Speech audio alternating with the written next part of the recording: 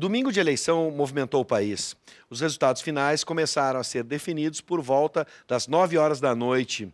Vamos ver na tela alguns dos resultados que a gente tem aqui desse pleito. Vamos lá, as eleições presidenciais, então, primeiro turno, Bolsonaro 46,03%, Fernando Haddad com 29,28% e na terceira posição ficou Ciro Gomes com 12,47%. Então, para o segundo turno estão aptos Bolsonaro e Fernando Haddad. Agora a gente segue aqui para ver como é que ficaram distribuídas as forças políticas. Alckmin do PSDB com 4,76%, Amoedo Novo com 2,5%, Daciolo do Patriotas 1,26%, Meirelles do MDB 1,2%, Marina Silva 1%, Álvaro Dias do Podemos com 0,80%, Boulos do PSOL com 0,58%, Vera do PSTU 0,05%, Emael 0,04% e João Goulart Filho 0,03%. Atenção para esses números. Brancos, votos brancos 2,65%, nulos 6,14%. É isso? Bom, a gente segue então. No Rio Grande do Sul, o cenário do segundo turno será disputado entre Eduardo Leite, do PSDB, e José Ivo Sartori, do MDB. Vamos para a tela?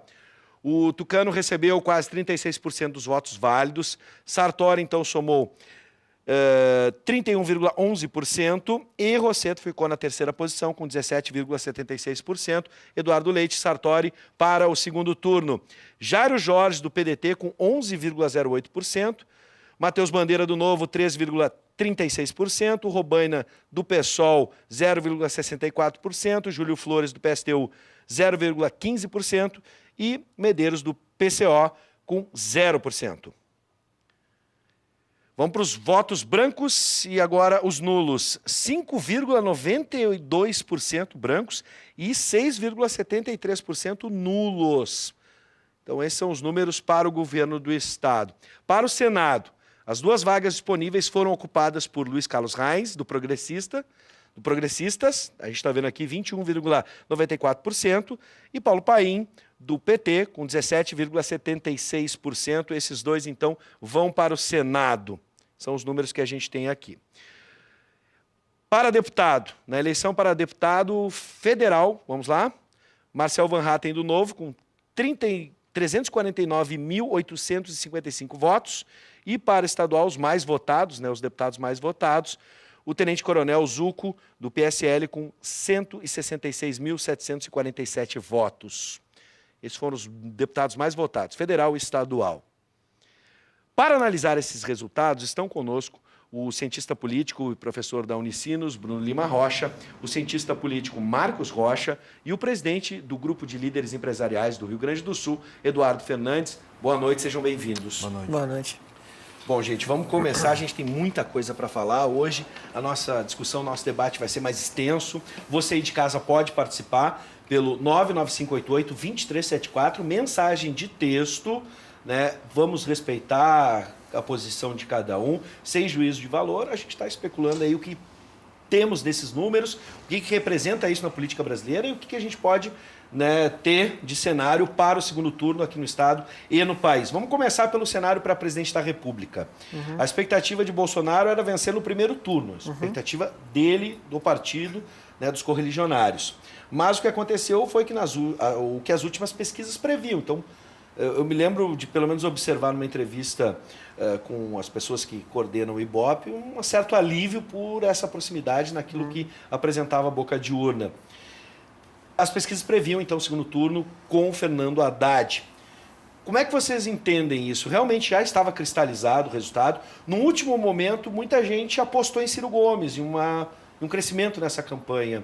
O que vocês conseguem tirar de observação desse primeiro turno? Vide as pesquisas e vide o resultado final. Começa com o professor Bruno, depois Marcos, depois Eduardo.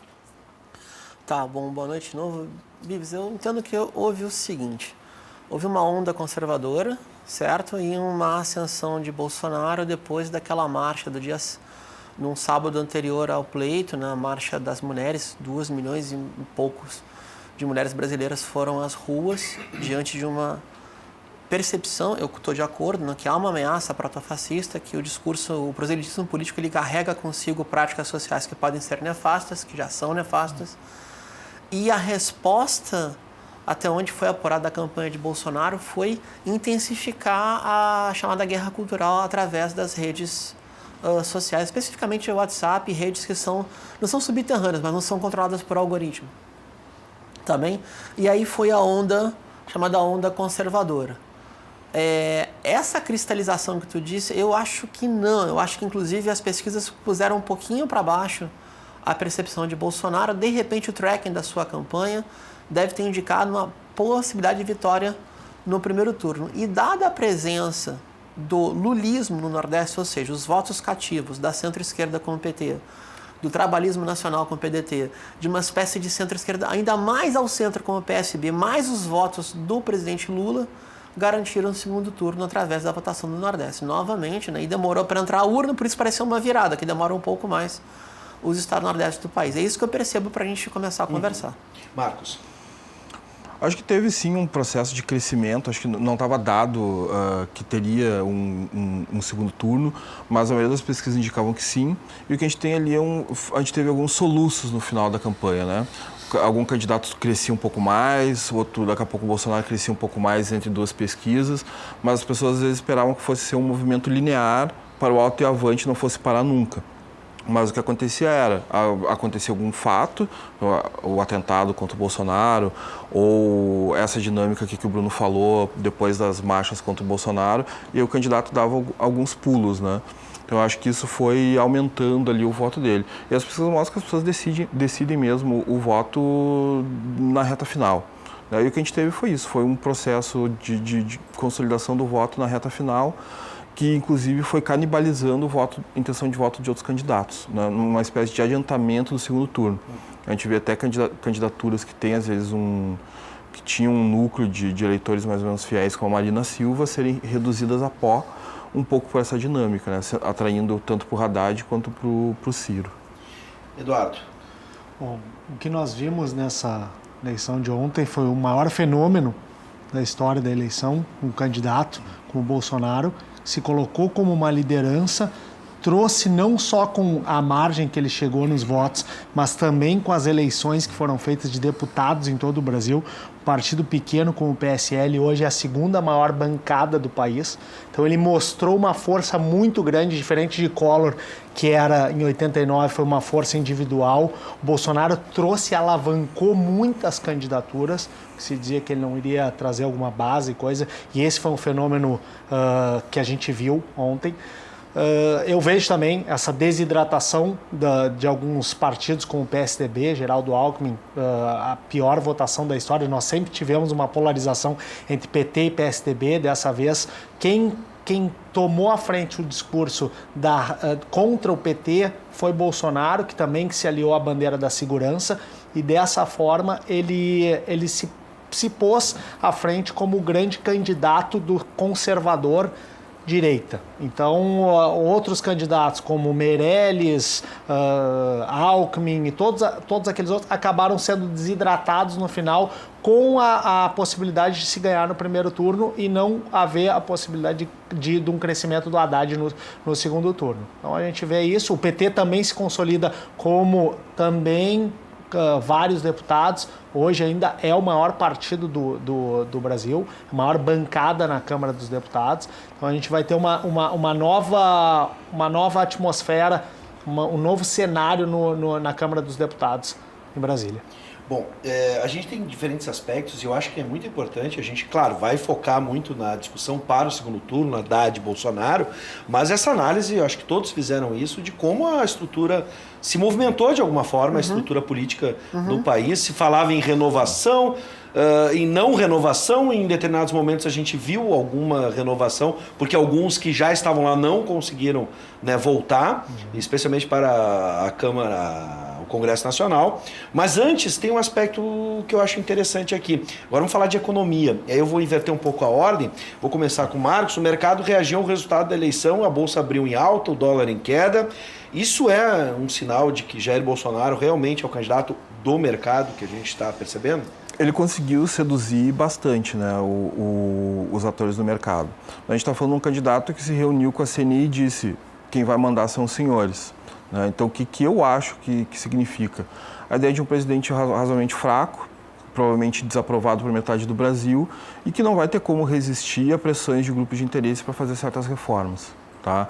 Então, eu acho que é o presidente que muitos setores organizados, concentrados e poderosos acham que vai conseguir extrair daí melhores regulações, entendeu? Porque se esses grupos demandarem reformas, Bolsonaro vai ter escassa capacidade de discutir isso com a sociedade, né? Se ele tiver uma aprovação que não deve passar de 50 e poucos %, por ser um presidente que polariza tanto, né? Então, eu acho que tem esse gosto para um presidente que vai fazer, sem muita mediação, a vontade desses atores. Bom, aqui a gente tem alguém que representa o empresariado, dá para a gente imaginar que realmente é o candidato do mercado. E como houve essa transformação? Em um determinado momento se falava também, no aspecto liberal, o Partido Novo. Teve crescimento, como é que a gente pode enxergar isso? Né? Por exemplo, o Partido Novo, frente ao PSDB, representou mais, pelo menos com a campanha de João Amoedo. Durante as eleições, os candidatos do mercado, da linha empresarial, eram Geraldo Alckmin, Meirelles, Amoedo.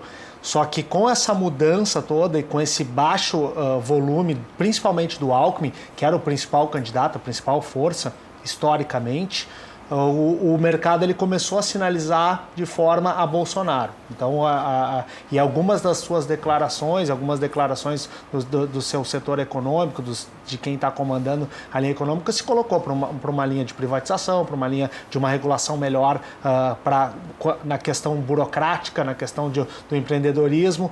Então, isso o mercado ele acabou consolidando, vendo que ele seria um presidente que poderia consolidar as reformas. Assim como ele está fazendo uma bancada um pouco mais forte, ele pode ter esse diálogo melhor no Congresso. Então o mercado vê isso, são números aí, hoje claramente quase 5% de crescimento da Bolsa, dólar caindo mais de 3%. Isso é um cenário que já vinha sendo precificado na última semana, mas com essa alta aprovação dele quase ganhando em primeiro turno, isso aí mostra que ele é realmente o candidato da linha empresarial e que pode mudar esse cenário que o Brasil tem vivido nos últimos anos, desse grande estatismo e dessa grande crise que nós passamos nos últimos 3 anos, principalmente. Como é que Bolsonaro, na tua concepção, professor, se aproximou do mercado, que muito se dizia que não era um assunto que ele gostaria de falar, por isso chamou Paulo Guedes para representá-lo? Acho que ele fez isso, né? Primeiro vamos especificar, né? Quando a gente fala mercado no Brasil, é mercado especulativo, mercado de capitais, aplicadores de dólares, negociadores, dealers da dívida pública. Isso não dá 1000 pessoas jurídicas. Olha que eu estou esticando a corda toda. Quem tem política econômica para o empresariado de baixo e médio porte no Brasil foi Ciro Gomes. Ele mesmo é vinculado a uma família industrial, a família Steinbrück, trabalhou no grupo CSN e tem na sua vice uma empreendedora do agronegócio que tem lá suas controvérsias em relação a trabalho análogo à escravidão, mas é uma pessoa que tem, no mínimo, arranjos produtivos locais. A política que eu escutei, o pouco que eu ouvi de política econômica de Paulo Guedes, a mais consistente é uma poll tax, né, como a Thatcher fez na Inglaterra, que é um corte que vai pegar todo mundo, sei lá, vamos supor, a Thatcher botou 10% para todo mundo tributar. E foi o motivo da sua queda final. Ela foi substituída por John Major depois de uma enorme rebelião popular em função da escassez da Inglaterra. Eu vejo que há um entusiasmo o Marcos matou a charada, por um presidente que vai ter 55% de aprovação, uma margem no Congresso de aprovação vai ter também, mas não é muito grande, e um presidente fraco em questões estratégicas, que não vai poder, por exemplo, coordenar um plano econômico. Ele vai terceirizar um plano econômico para os agentes econômicos que operam no Brasil. No meu entendimento, a economia brasileira ela tem uma subordinação, ou seja, os empreendedores brasileiros são subordinados ideologicamente à financiarização, ao financismo, ao capital especulativo, e vão ao encontro de Paulo Guedes, que é um especialista na área, um especulador profissional. Essa que eu vejo que é a relação de entusiasmo até agora apresentada. Tu até pode falar, mas não é uma relação direta. Eu falei, não. Se eu pegar os planos econômicos, por exemplo, da ditadura, eles são até mais consistentes. O primeiro PND, o segundo PND, embora fosse um governo autoritário também, com críticas aos direitos humanos. Um governo terrível em termos de humanismo, mas um governo que tinha um projeto econômico. Eu não sei qual é o projeto econômico de Bolsonaro. Talvez essa seja a grande alegria. O Marcos matou a charada. Um laissez-faire, né? Tem um deixe-estar, porque tem um operador na parte de economia que é de confiança de quem comanda ideologicamente o setor financeiro no Brasil e o empresariado subalterna isso. Bom, eu preciso rapidinho, tem 2 minutos nesse bloco, vamos ver se eu consigo responder essa pergunta. Caminho para Haddad. nesse caso, na disputa com o Bolsonaro, para que ele possa angariar votos e entrar nessa disputa? Ciro Gomes já está clara a participação, de certa forma, já deixou pelo menos o caminho aberto. Agora, Meirelles é interessante, não digo nem pelo número de votos, mas sim para mostrar uma agenda de que quer conciliação, que quer buscar a união de todos. Esse seria um caminho para Haddad. Começo agora com o Eduardo. Bom, o PMDB já mais ou menos sinalizou que vai à linha de Bolsonaro. Então, não acredito que vá Meirelles para a linha do Haddad, apesar de ele já ter participado de um governo Lula. Vamos ver mais uma linha de Ciro Gomes, tentando angariar Ciro Gomes, Marina também, e tentar... aí a gente vê alguma estratégia do PT, que ele tem sido bastante dialogada dentro do partido, que é tirar um pouco da imagem do Haddad e do presidente Lula, que eu acho que já chegou no limite onde ele poderia transferir os votos, e tentar fazer com que Haddad seja mais Haddad. Não seja mais ou menos um subordinado a qualquer questão, porque hoje praticamente o Haddad é um fantoche do Lula. Então, tentar mostrar mais o que ele pode fazer para tentar fazer essa virada. Então, acho que essa é um trabalho que o PT possa tentar fazer para tentar fazer essa virada, que é muito difícil. No caso, dá para incluir Alckmin? Muito se fala no PSDB de uma origem, né, Fernando Henrique, entre outros, diferente hoje dos novos representantes do PSDB, que são mais pragmáticos. Acho que só se trouxessem a condição icônica de Mário Covas de novo, que o Covas subiu no palanque das diretas junto com Lula e Brizola no segundo turno. Mas eu iria por outro caminho, e aí não tenho nenhum vínculo, é pura especulação de minha parte. Eles têm que fazer uma clivagem no voto pentecostal. Porque há um certo consenso neopentecostal em torno de Bolsonaro como um candidato, um dos seus, e outra que defende a proposição de guerra cultural dos neopentecostais. Então, se não fizer uma clivagem cristã evangélica próximo do pentecostalismo mais tradicional, aí as chances de virada são muito baixas na pobreza, que seria a diferenciação de políticas sociais que o PT pode prometer, ou o trabalhismo pode prometer também. Marcos. Acho que várias vezes a gente adiantou aqui o problema dessa estratégia centrada na figura do presidente Lula, né? Muito boa para iniciar o debate, para mobilizar a base, mas já tem muita dificuldade para aumentar ali com o eleitor médio, que não é exatamente petista, ou talvez não tenha grandes posições muito fortes sobre política, mas está lá para ser conquistado.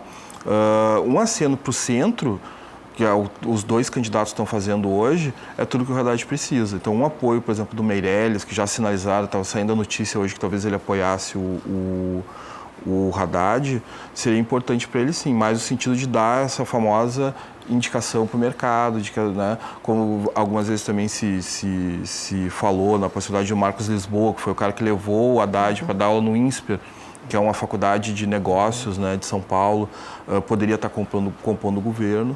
Acho que alguma coisa nesse sentido vai acontecer. Bom, a gente vai continuar conversando a respeito dos resultados desse domingo, do primeiro turno das eleições. Então, não saia daí, nós também vamos mostrar como foi, na verdade, o dia de votação em Porto Alegre. A nossa equipe de reportagem girou por aí e a gente vai trazer essas imagens para você. Então, não saia daí porque a gente já volta. Agora, a gente vai falar sobre o domingo de eleição. O domingo de eleição ficou marcado por pouca sujeira nas ruas de Porto Alegre e poucas manifestações de voto. O Guilherme Roquette circulou pela capital durante todo o dia e nos conta como foi. Antes da abertura das urnas, muitos eleitores já faziam fila em frente aos locais de votação. Os santinhos apareceram espalhados pelas calçadas, mas em quantidade bem menor do que em pleitos anteriores. Nas ruas, poucos carros adesivados e poucas bandeiras de partidos. Os eleitores pareciam estar mais criteriosos e conscientes da importância do voto. O futuro do Brasil depende do nosso voto. Fica na mão de nós a definir o que a gente quer melhor para o Brasil, né? E cada um com a sua opinião, com a sugestão, com a sua ideia, né? Então é importante, que não pode ser assim, deixar de vir, deixar de votar, de dar seu parecer, dizer o que acha, né? Da maneira que o país está, nós temos que nos posicionar, a gente tem que fazer a nossa parte. Não adianta ficar reclamando depois e se omitir quando que é o nosso momento de botar lá, fazer a nossa diferença. O Rio Grande do Sul teve 4 candidatos disputando a vice-presidência da República. General Mourão, vice de Jair Bolsonaro, votou em Brasília. Ana Amélia Lemos, vice de Geraldo Alckmin, votou em Canela. E Germano Rigoto, vice de Henrique Meirelles, votou em Caxias. A única que votou em Porto Alegre foi Manuela Dávila, vice de Fernando Haddad. Ela começou o dia em um café da manhã com o candidato ao governo do estado pelo PT, Miguel Rosseto. Depois seguiu para uma escola no bairro Petrópolis para votar. Ela comentou sobre a expectativa para a disputa. Há necessidade de construção da unidade do campo popular, do campo democrático, e creio que nesse desfecho do primeiro turno, mais uma vez se comprova acertada a nossa decisão. Nós precisamos de mais força para derrotar aqueles que não defendem a democracia. Depois, Manuela seguiu para São Paulo para acompanhar a agenda de Fernando Haddad. No Rio Grande do Sul, quase todos os candidatos ao governo do estado votaram ainda pela manhã. José Ivo Sartori, do PMDB, que disputa a reeleição, votou em Caxias do Sul, na Serra Gaúcha. Ele estava acompanhado da mulher e dos filhos. Miguel Rosseto, do PT, começou o dia ao lado da candidata a vice de Fernando Haddad, Manuela Dávila, e votou logo em seguida. Jairo Jorge, do PDT, votou em Canoas, onde foi prefeito. À tarde foi a vez de Eduardo Leite, do PSDB. Ele votou em Pelotas, no sul do estado, cidade onde foi prefeito. Nas sessões eleitorais, o movimento foi intenso durante todo o dia. O sistema de identificação biométrica fez com que o processo ficasse mais lento, porque alguns equipamentos demoraram para fazer a leitura das digitais. Isso provocou filas. Alguns eleitores esperaram até 30 minutos para votar. O Tribunal Regional Eleitoral afirmou que pretende aprimorar o sistema para as próximas eleições. Mais de 400 municípios do Rio Grande do Sul já concluíram o recadastramento biométrico. Em outros 70, o processo ainda é considerado híbrido. Também houve registro de ocorrências policiais. No Rio Grande do Sul foram pelo menos 4 prisões, 2 por propaganda eleitoral, uma por boca de urna e outra por lesão corporal. Esse caso aconteceu em Viamão. Um eleitor tentou entrar na cabine de votação com um celular para bater uma foto. Ele discutiu com um integrante da mesa e agrediu o mesário. Depois que a votação acabou, o Tribunal Regional Eleitoral apontou que, embora com mais demora, o processo transcorreu sem grandes problemas. No entanto, o TRE vai apurar informações sobre possíveis irregularidades nas urnas. O presidente descarta a possibilidade de ter havido fraude. A hipótese circulou em grupos de redes sociais. Cada vez que eu teclo na urna o número de um candidato, e esse número apareceu a foto e aparece o confirma. Mas quando chega lá no fim, que a última eleição é para presidente, e eu teclo o dígito que eu quero escolher para a presidência, ela não vem depois daquela informação confirma. Ela faz o barulhinho, carrega e vem o fim. Terminou-se. Pode ser, ela é tão rápida que muitas vezes pode até nem aparecer a foto, o que não significa que o voto não foi computado. Anunciamos para os juízes eleitorais que tomassem providências locais. Se alguém vier conversar no sentido que tentou teclar um número e veio 3, que ele, juiz, se dirija até a sessão, convide essa pessoa para ir voltar à urna para que ela tecle qualquer número, ou esse se quiser, e demonstre para o juiz que está ocorrendo isso, para que nós lavremos um registro a respeito. Por quê? Porque isso não vai acontecer, nós temos certeza. Todos os votos lançados na urna são auditados. Existe uma mídia de segurança que depois vai permitir que se possa identificar exatamente se corresponde o número de votos contabilizado com o número de votos lançados. Quero parabenizar Guilherme Roquete, também toda a nossa equipe, Raí, o Mano, Maressa, Ayrton, Marco. Esqueci de alguém, Guilherme? São esses aí que estavam no plantão e fizeram um excelente trabalho de cobertura aqui para o Ubra TV, também mandando material para a TV Cultura. Fica aqui o nosso abraço e o nosso parabéns para a nossa equipe de reportagem. Bom, visto, né, o que já vimos, já conversamos também para a presidência da República, agora a gente começa a falar sobre a corrida para o governo do Estado. Antes, a gente vai para a tela, o Paulo de Canoas, pelo 995882374, mandou pelo WhatsApp, com relação ao Haddad, se distanciar um pouco da imagem de Lula e usar a sua própria não seria ruim para a campanha dele, visto que ele foi o prefeito de São Paulo com a maior rejeição da história, pergunta o Paulo de Canoas, repasso a pergunta aos nossos convidados. Esse seria um momento também, há que mostrar, né, como Haddad, Fernando Haddad, como uma liderança diferenciada dentro do PT? O ex-prefeito foi ministro da Educação 7 anos. E ele tem uma formação clássica, eu diria até erudita, né? Uma pessoa que consegue transitar da área da educação, do direito e da economia. Então, é possível sim, se ele conseguir se linkar a, por exemplo, arranjos produtivos locais, um setor do pequeno empresariado, um setor que demanda crédito, demanda política de crédito, demanda política dos bancos estatais, ele consegue se desvincular. O que está provado é que o fenômeno do lulismo e a transferência de votos deu muito certo no Nordeste, no restante do país realmente ficou a desejar. Marcos?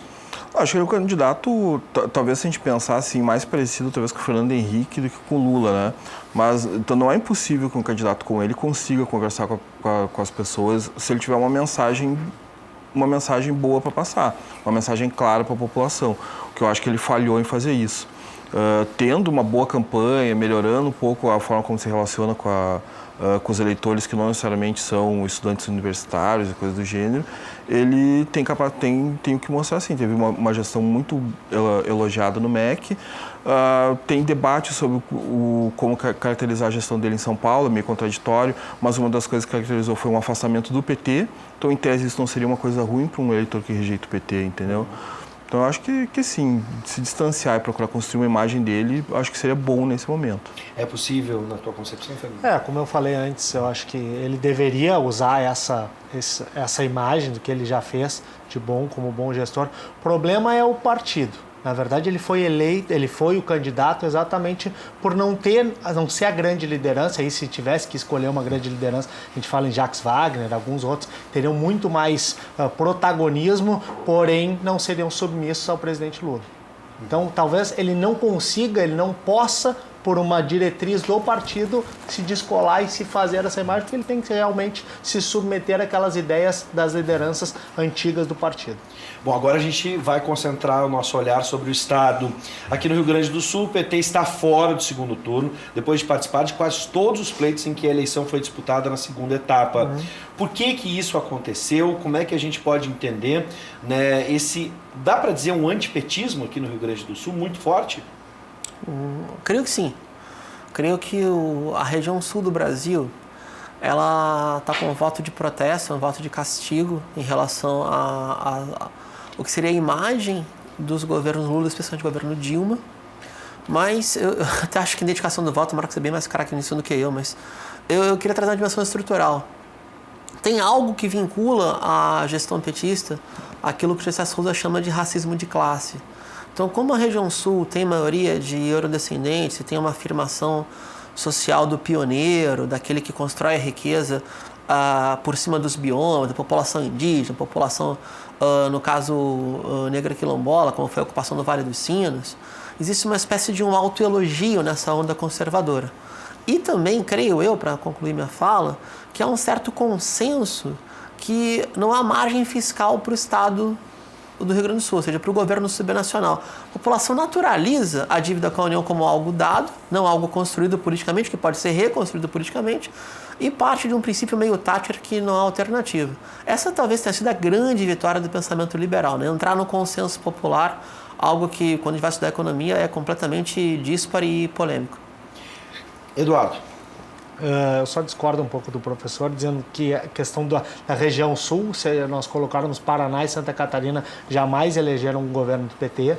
E aqui no Rio Grande do Sul, nós temos a tradição de sempre elegermos governos PT. Já tivemos Tarso, tivemos Olívio, e aí me parece, pela primeira vez está fora, me parece um recado contra o que foi feito, essa linha de corrupção, de todos os problemas que vieram durante anos, esses últimos anos do governo PT. É um recado que a população já estava insatisfeita com essa linha, e aí a gente vê um voto, aí um crescimento extremamente avançado do Bolsonaro, que poderia ter sido feito pelo Alckmin, porque aí a gente vê Eduardo Leite em primeiro lugar, mas não se transferiu ao Bolsonaro, que era o voto contra o PT. Então a gente vê um radicalismo aqui, anti-PT, que já existia no Paraná e Santa Catarina mais fortes, e aí a gente vê o Rio Grande do Sul dando esse recado, mas isso não é uma questão histórica. Acho que vem agora mais forte, que nós tivemos vários, e aqui foi sempre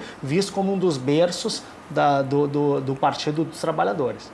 Bom, em cima dessa perspectiva, das duas perspectivas, mas especialmente sobre o partido, a gente está falando de antipetismo, Marcos, nesse caso, o partido também deve olhar para si e entender onde estão suas novas lideranças, por exemplo. A gente teve aqui, eu acho que a última grande liderança foi Raul Ponte.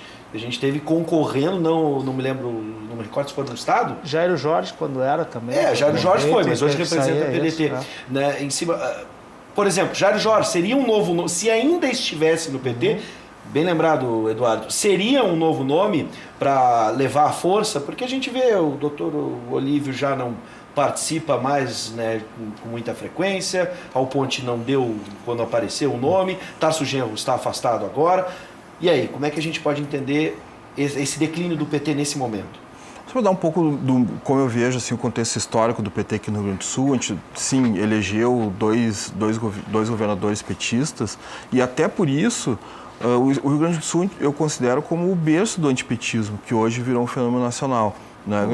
Ele surge durante o governo Olívio, com aquelas que o governo Olívio fazendo muitos acenos aí sim a Cuba, né? Toda aquela coisa Fórum Social Mundial, e aí essa ideia, esse debate antipetista do medo do comunismo era muito comum aqui no Rio Grande do Sul na época, na mídia, nos debates que aconteciam.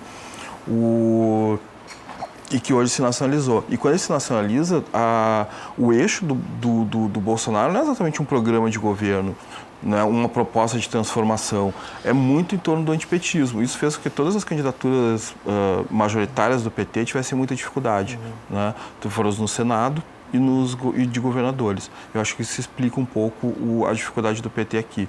Então é uma circunstância dificílima para qualquer liderança, por melhor que seja. Tá? Agora sim, minha apreciação pessoal sobre o PT é que burocratizou suas lideranças ao longo dos anos que teve no Planalto e ocupando o cargo. É uma apreciação pessoal minha, um recorte de como eu vejo as pessoas que eu conhecia que largaram sua militância para ocupar um cargo, às vezes, de terceiro escalão em Brasília.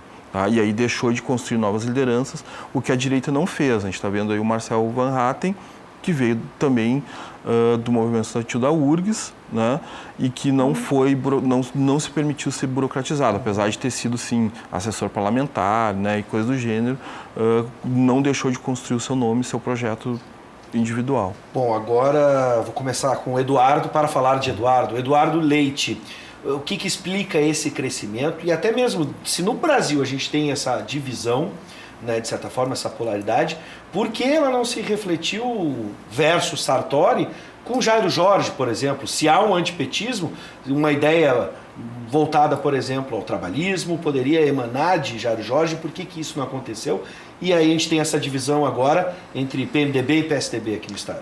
Primeiro a gente vê um alto índice de rejeição do atual governador Sartori, e aí teria um candidato que teria uma exponencialidade de crescimento.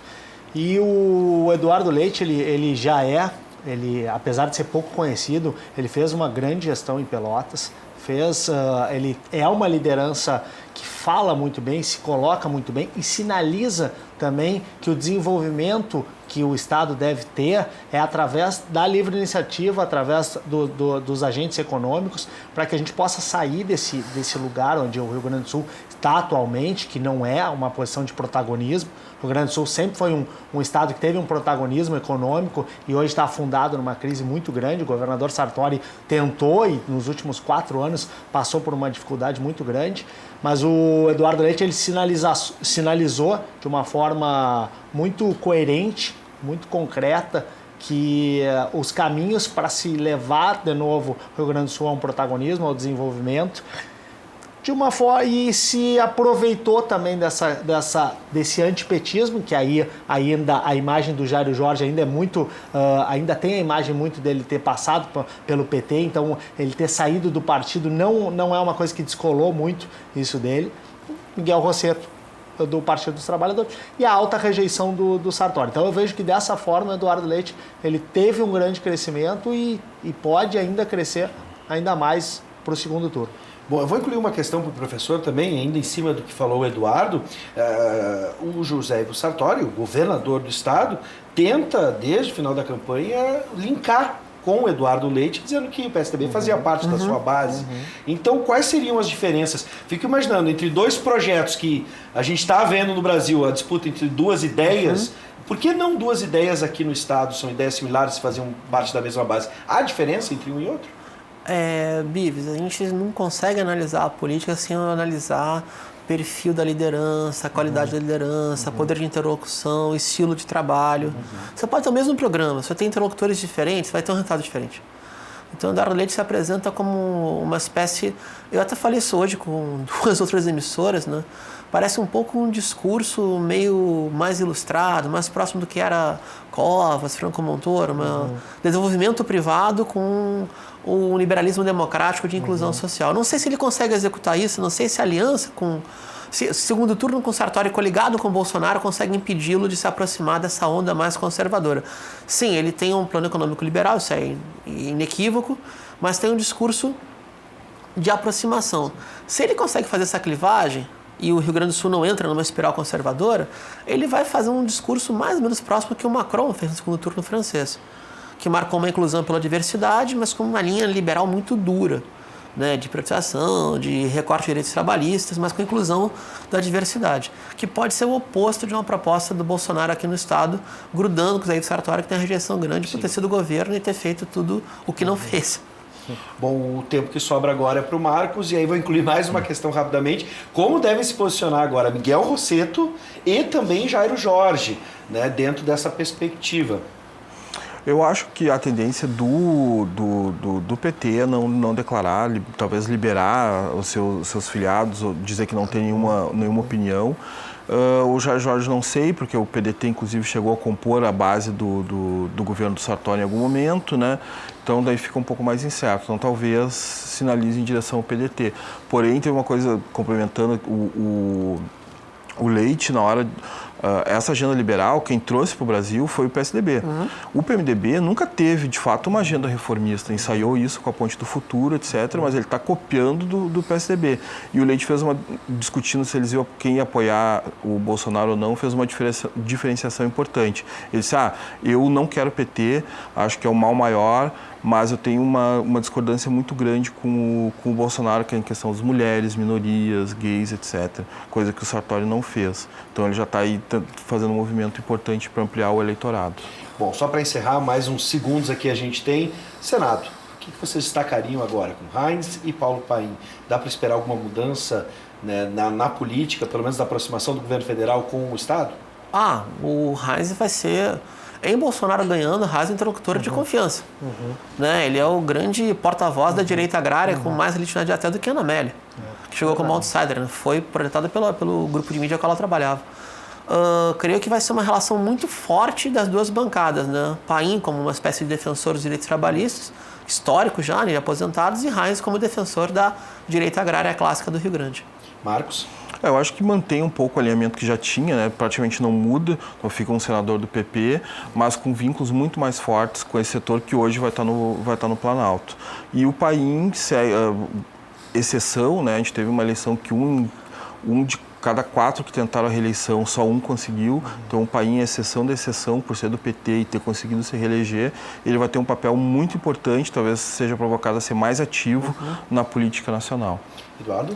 O Heinz ele acabou migrando os votos da Ana Amélia, talvez agora até com mais força dessa interlocução, realmente, como o professor falou, do agronegócio. Para o Rio Grande do Sul é muito importante, porque é um setor produtivo economicamente de grande importância. Essa interlocução vindo do Bolsonaro a se eleger é importante para o Estado. Paim também, se consegue um fenômeno que não era comum, que é a reeleição. Acho que o Rio Grande do Sul vai estar representado de uma forma forte no Senado, e mostrou também que as pesquisas não erraram muito, colocando o Heinz em 4º lugar e acabou ficando em 1º. Bom, agora a gente vai acompanhar os novos números, novas pesquisas para o governo do Estado e para a presidência da República, por isso eu já deixo aqui o convite, agradecendo este convite que foi atendido e já deixando um próximo para o professor Bruno Lima Rocha, para o cientista político Marcos Rocha e para o presidente do LIDE aqui no Rio Grande do Sul, Eduardo Fernandes. Muito obrigado, sejam sempre bem-vindos. Obrigado pelo convite. Até o nosso próximo encontro.